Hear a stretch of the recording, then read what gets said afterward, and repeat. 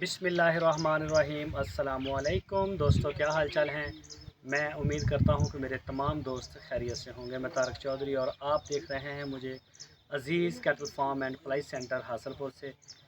आज हम वैक्सीन करेंगे चौड़े मार की वैक्सीन सारे फार्म की हो जाएगी। हो सकता है मैं वीडियो ना बना सकूँ सारे जानवरों की अलग अलग, कि मेरे पास कैमरा मैन नहीं है। ठीक है, हम बंदे पूरे हैं तो वीडियो बना देंगे, लेकिन इंशाल्लाह सारे जानवरों की हो जाएगी, कोई भी नहीं बचेगा, सबकी वैक्सीन हो जाएगी। इस दफ़ा ये वैक्सीन हमें बहुत देर मिली है, ये हमें जनवरी में मिलनी चाहिए थी। तो इस दफ़ा गवर्नमेंट ने, पंजाब की गवर्नमेंट ने उल्टा सर्कल किया है कि जो गर्मी वाली है वो सर्दियों में मिल रही है, जो सर्दी वाली है वो गर्मियों में मिल रही है। फिलहाल कल ये हमें मिल गई है और अभी हम इंशाल्लाह इसको स्टार्ट करेंगे। कल खुलन दिया पामा में टीके दे जमशेद मड़ा साइड मारते हैं।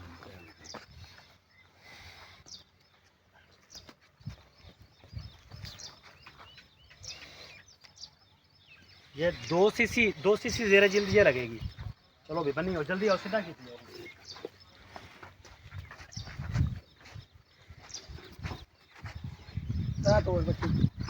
जड़ी चल छाड़ दो, उसी को छोड़ पीछे से काबू रखी मारी, काबू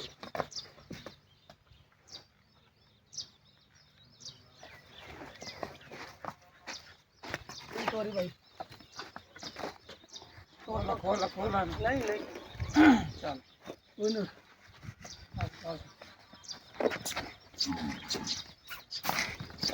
नाक तो फाड़ लो। नहीं भाई ठीक हो गया, तू लाओ डर दिए फाड़ना मारते यार, डर लो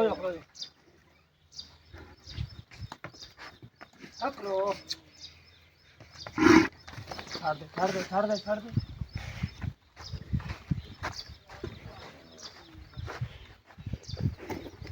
भाई, पीछे हो तो भाई जान, सॉरी लागे कर बस बैगी बस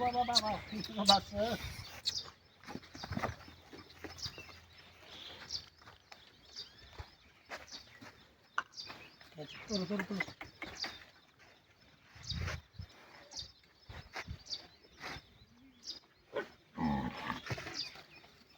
इधर आ, बस प्यास छोड़ो भाई, छोड़ो लागे कर बस, मारा लागे कर फासला कर। ओहो बस भी बस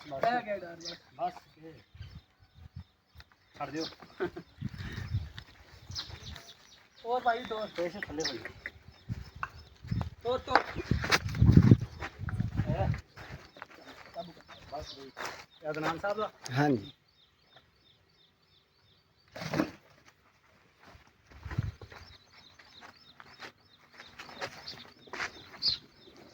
और तोरिया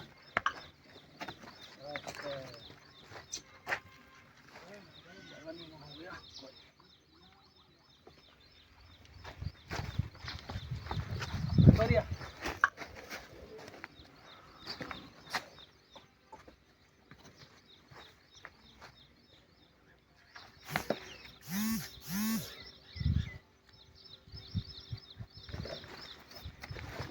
आराम ठीक है आपका भाई।